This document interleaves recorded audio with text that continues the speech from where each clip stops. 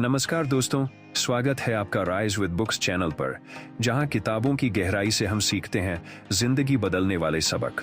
आज हम बात करेंगे एक ऐसी किताब की जिसने लाखों लोगों का नजरिया बदल दिया, द साइकोलॉजी ऑफ मनी, जिसे लिखा है मॉर्गन हाउसेल। किताब सिर्फ पैसे कमाने के बारे में नहीं है, बल्कि पैसे को समझने और उसके साथ सही रिश्ता बनाने की कला सिखाती है।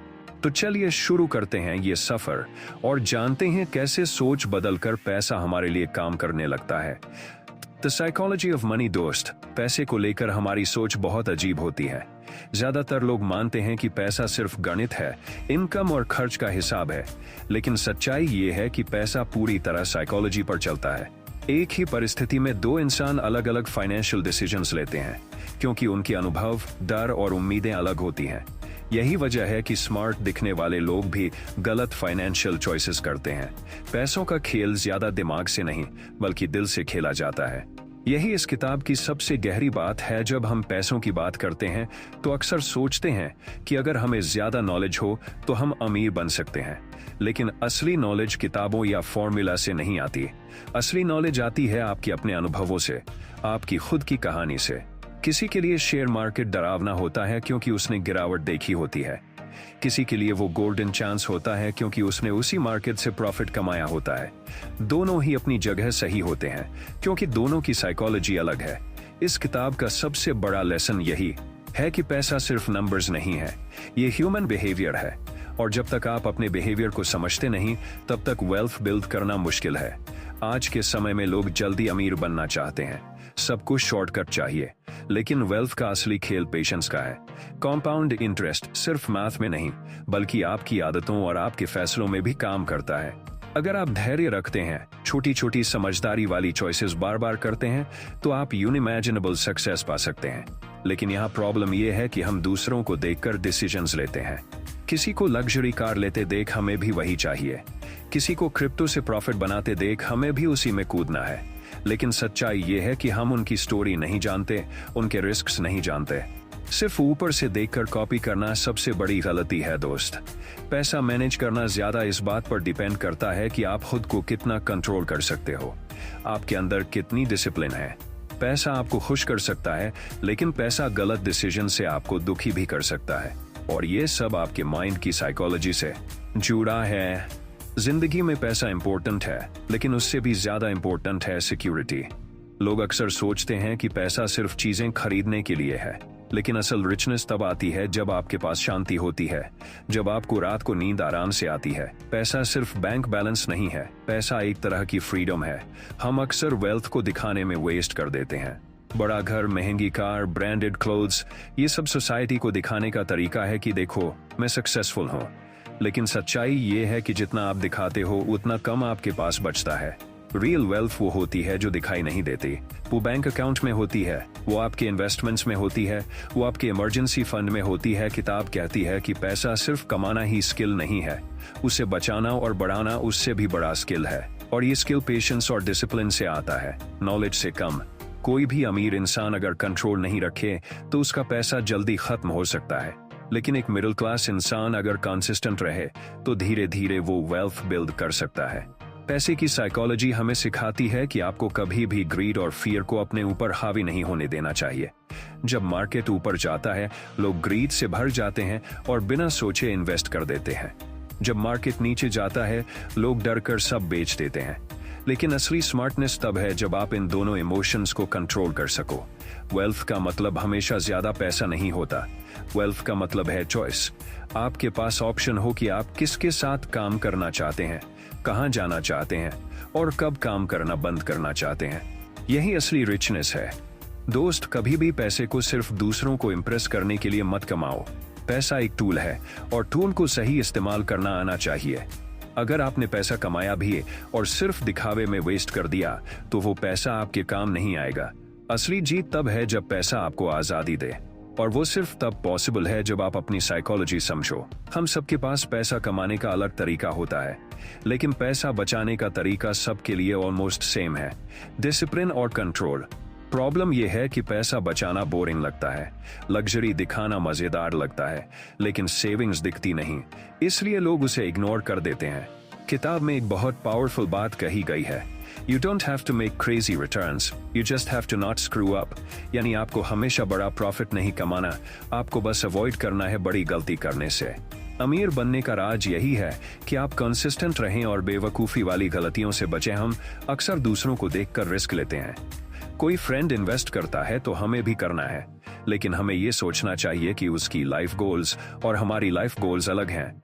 उसका रिस्क लेने का कैपेसिटी अलग है। इसलिए ब्लाइंड कॉपी करना फाइनेंशियल डिजास्टर है। वेल्थ बिल्ड करने के लिए आपको लंबा खेल खेलना होगा। Shortcuts rarely work. एग्जाम्पल के तौर पर वॉरेन बफेट दुनिया के सबसे अमीर लोगों में से एक हैं, लेकिन उनका असली wealth building secret investment skills से ज्यादा पेशेंस है। उन्होंने बहुत छोटी उम्र से इन्वेस्ट करना शुरू किया और कंपाउंड इंटरेस्ट को टाइम दिया। यही चीज है जो ऑर्डिनरी लोगों को एक्स्ट्रॉर्डिनरी बना देती है। पैसा रखना सिर्फ नंबर्स का खेल नहीं है, ये इमोशंस का खेल है। आपकी पेशेंस, आपकी ग्रीड और आपका फियर ही डिसाइड करते हैं कि आप कितना वेल्थ बना पाएंगे। कोई भी फाइनेंशियल डिसीजन लेने से पहले यह पूछना जरूरी है कि क्या मैं ये डिसीजन इसलिए ले रहा हूं क्योंकि ये मेरी नीड है, या इसलिए क्योंकि मैंने किसी और को ऐसा करते देखा है। अक्सर लोग सोचते हैं कि अमीर बनने के लिए हाई IQ चाहिए, लेकिन किताब कहती है कि फाइनेंस में सक्सेसफुल होने के लिए ज्यादा इंटेलिजेंस नहीं, बल्कि बिहेवियर ज्यादा मैटर करता है। आप एवरेज इंटेलिजेंस वाले इंसान होकर भी डिसिप्लिन और कंसिस्टेंसी से बहुत बड़ा वेल्थ क्रिएट कर सकते हैं। एक बहुत बड़ा मिसकंसेप्शन ये है कि ज्यादा पैसा अपने आप हैप्पीनेस लाता है, लेकिन सच ये है कि हैप्पीनेस आती है फ्रीडम से। जब आप डिसाइड कर सकते हो कि आपको कब काम करना है और कब आराम करना है, तब आप रिचेस्ट महसूस करते हो। सोचो, अगर आपके पास करोड़ों हैं लेकिन आप हर दिन स्ट्रेस में हो, अपनी फैमिली के साथ टाइम नहीं बिता पा रहे, तो उस वेल्थ का फायदा क्या? वहीं एक ऐसा इंसान जो एवरेज इनकम कमाता है लेकिन उसे अपने टाइम पर कंट्रोल है, वो असल में ज्यादा रिच है। किताब हमें ये सिखाती है कि पैसा अर्न करने का अल्टीमेट गोल फ्रीडम होना चाहिए। लोग इसे लग्जरी समझ लेते हैं, लेकिन असली लग्जरी है अपने टाइम का मालिक होना। यही वो चीज है जो आपको सबसे ज्यादा सेटिस्फैक्शन देती है। वेल्थ का एक और सीक्रेट है ह्यूमिलिटी। चाहे आपके पास कितना भी पैसा हो, अगर आप ओवर कॉन्फिडेंट हो गए तो एक ही गलती सब खत्म कर सकती है। हिस्ट्री भरी पड़ी है ऐसे लोगों से जिन्होंने सब कुछ खो दिया सिर्फ इसलिए क्योंकि उन्होंने रिस्क को अंडर एस्टिमेट किया। स्मार्ट लोग हमेशा मानते हैं कि फ्यूचर अनसर्टन है, इसलिए वो सेफ्टी नेट रखते हैं, इमरजेंसी फंड बनाते हैं और ज्यादा रिस्क लेने से बचते हैं। हम सबको ये समझना चाहिए कि पैसा एक मैराथन है, स्प्रिंट नहीं।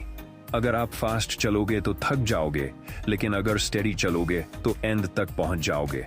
तो दोस्त, पैसा कमाना इंपॉर्टेंट है, लेकिन उससे भी इंपॉर्टेंट है पैसा सही जगह यूज करना और अपने लिए फ्रीडम क्रिएट करना। असली वेल्थ नंबर से नहीं, बल्कि सेटिस्फैक्शन और चॉइस से मापी जाती है। अब बात करते हैं लक और रिस्क की। जिंदगी में सक्सेस सिर्फ हार्ड वर्क से नहीं आती, उसमें लक भी बहुत बड़ा फैक्टर है। कई बार लोग मेहनत करके भी फेल हो जाते हैं और कई बार लोग बिना मेहनत के भी जैकपॉट मार लेते हैं। ये अनफेयर लगता है, लेकिन यही लाइफ है।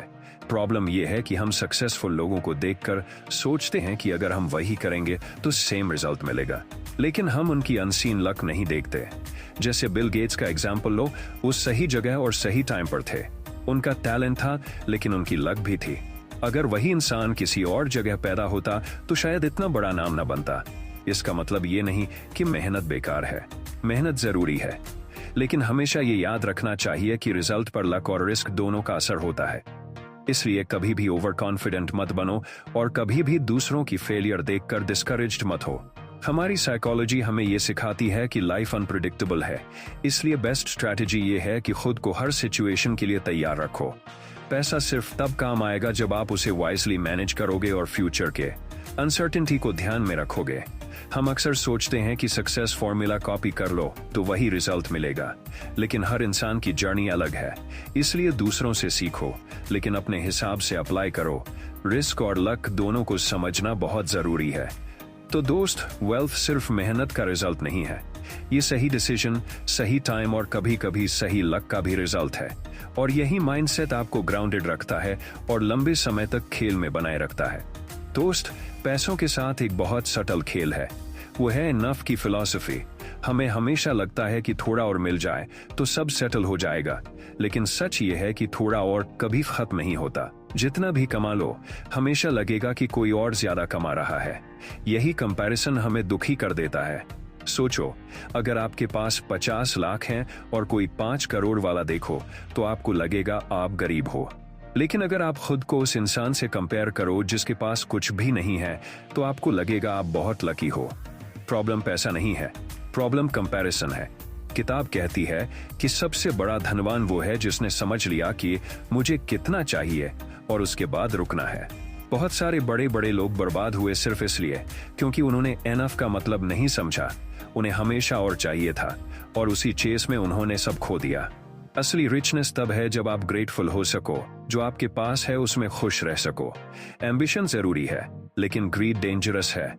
अगर आपके पास इनफ है और आप शांति से जी रहे हो तो आप अमीर हो, चाहे सोसाइटी आपको अमीर माने या न माने। पैसा कभी भी अल्टीमेट गोल नहीं होना चाहिए। पैसा एक टूल है और टूल का काम है आपकी जिंदगी बेटर बनाना। अगर आप पैसा कमा भी रहे हो और आपकी हेल्थ, रिलेशनशिप या इनर पीस बर्बाद हो रही है तो वो वेल्थ नहीं है। इसलिए याद रखो, पैसा इंपॉर्टेंट है, लेकिन इनफ समझना उससे भी ज्यादा इंपॉर्टेंट है। एक और गहरी बात किताब में ये कही गई है कि हम हिस्ट्री से बहुत कुछ सीख सकते हैं, लेकिन हर सिचुएशन सेम नहीं होती। मार्केट, इकोनॉमी और सोसाइटी हमेशा चेंज होती रहती है। इसलिए ब्लाइंडली हिस्ट्री को कॉपी करना खतरनाक है। एग्जाम्पल के तौर पर 2008 की फाइनेंशियल क्राइसिस। बहुत सारे लोगों ने उसे देखकर सोचा कि मार्केट हमेशा ऐसे क्रैश करेगा, लेकिन 2020 की पैंडेमिक में मार्केट का बिहेवियर बिल्कुल अलग था। पॉइंट यह है कि फ्यूचर हमेशा पास्ट जैसा नहीं होता। इसलिए बेस्ट स्ट्रेटजी यह है कि आप फ्लेक्सिबल रहो। अपने पैसे ऐसे मैनेज करो कि अगर सिचुएशन बदल भी जाए तो आप सरवाइव कर सको। किताब हमें यह भी बताती है कि एक्सट्रीम सिचुएशंस रेयर होते हैं, लेकिन उनका इम्पैक्ट बहुत बड़ा होता है। जैसे वर्ल्ड वॉर, डिप्रेशन, पैंडेमिक, ये रेयर है, लेकिन पूरी इकोनॉमी बदल देते हैं। इसलिए हमेशा वर्स्ट केस सिनेरियो के लिए प्रिपेयर रहना चाहिए। वेल्थ बनाने का मतलब सिर्फ ग्रोथ स्ट्रैटेजी बनाना नहीं है, बल्कि रिस्क मैनेजमेंट भी है। अगर आप सिर्फ ग्रोथ पर फोकस करोगे और सेफ्टी इग्नोर करोगे तो एक छोटा सा झटका सब खत्म कर सकता है। तो दोस्त, हमेशा याद रखो कि फ्यूचर अनसर्टन है और स्मार्ट इंसान वो है जो अनसर्टनिटी को एक्सेप्ट करता है और उसके लिए तैयार रहता है। अब बात करते हैं स्पेंडिंग की साइकोलॉजी की। लोग अक्सर सोचते हैं कि पैसा हैप्पीनेस लाता है। सच ये है कि पैसा टेम्परेरी हैप्पीनेस तो लाता है, लेकिन लॉन्ग टर्म हैप्पीनेस अलग सोर्सेज से आती है। सोचो, आपने नई कार खरीदी। पहले दिन एक्साइटमेंट हाई होगी, दोस्तों को दिखाओगे, फैमिली खुश होगी, लेकिन कुछ महीनों बाद वही कार नॉर्मल लगने लगेगी। इसे कहते हैं हेडोनिक एडेप्टेशन, यानी इंसान जल्दी चीजों का आदी हो जाता है। इसलिए अगर आप सोचते हो कि पैसा कमाकर लग्जरी खरीद लोगे और हमेशा खुश रहोगे तो ये इल्यूजन है। असली खुशी एक्सपीरियंसेस से आती है, मीनिंगफुल रिलेशनशिप से आती है और अपने लाइफ पर कंट्रोल होने से आती है। किताब कहती है कि स्मार्ट स्पेंडिंग का मतलब है अपने पैसे वहां लगाना जो लॉन्ग टर्म सेटिस्फैक्शन दे, जैसे हेल्थ पर इन्वेस्ट करना, फैमिली के साथ टाइम स्पेंड करना, अपने स्किल्स इंप्रूव करना। ये चीजें आपको सस्टेनेबल हैप्पीनेस देती हैं। अगर आप सिर्फ दिखावे पर खर्च करोगे तो शॉर्ट टर्म मजा मिलेगा, लेकिन लॉन्ग टर्म रिग्रेट भी होगा। और सबसे बड़ी बात, लोग आपको उतना नोटिस नहीं करते जितना आप सोचते हो। आप सोचते हो कि सब आपके नए शूज या कार को एडमायर करेंगे, लेकिन सच ये है कि हर कोई अपनी लाइफ में बिजी है। तो दोस्त, पैसा खर्च करना सीखो, लेकिन स्मार्ट तरीके से। इन्वेस्ट एक्सपीरियंसेस में, नॉलेज में और अपनी ग्रोथ में। यही असली हैप्पीनेस है। किताब का एक और बहुत स्ट्रॉन्ग लेसन है इंडिपेंडेंस। इंडिपेंडेंस मतलब सिर्फ फाइनेंशियल फ्रीडम नहीं, बल्कि अपने डिसीजंस पर कंट्रोल होना। हमारे सोसाइटी में लोग दूसरों की नजरों से डिसीजंस लेते हैं। लोग क्या कहेंगे सिंड्रोम हमें घेर लेता है। लेकिन अगर आपके पास पैसा है तो आपको दूसरों को इम्प्रेस करने की जरूरत नहीं है। आपको अपने दिल की सुनने की आजादी मिलती है। सोचो, अगर आपको जॉब पसंद नहीं है लेकिन पैसा नहीं है तो आपको मजबूरी में वही करनी पड़ेगी। लेकिन अगर आपके पास फाइनेंशियल कशन है तो आप अपनी पसंद का काम चुन सकते हो। यही असली इंडिपेंडेंस है। इंडिपेंडेंस का मतलब है कि आप अपने टाइम को कंट्रोल करो। आप डिसाइड करो कि कब काम करना है, कब ट्रैवल करना है, कब आराम करना है। यही लाइफ का सबसे बड़ा लग्जरी है।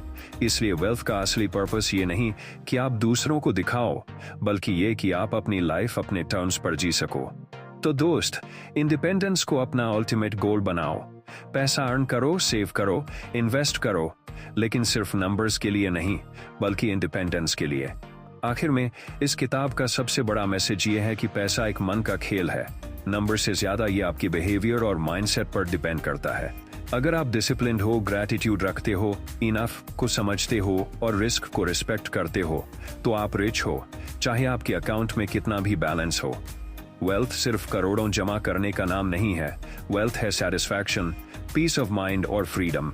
जब आपके पास चॉइसेस होती हैं, जब आप अपने फैमिली और खुद के लिए टाइम निकाल पाते हो, तब आप रिचेस्ट इंसान हो।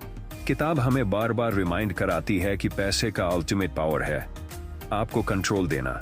Control over your time, your choices and your life. तो दोस्त, पैसे को सिर्फ चेस मत करो, उसे समझो, उसकी साइकोलॉजी समझो। पैसा सिर्फ एक टूल है और टूल का काम है आपकी जिंदगी बेहतर बनाना। अगर आप इसे वाइजली यूज करते हो तो आप ना सिर्फ अमीर बनोगे बल्कि खुश भी रहोगे।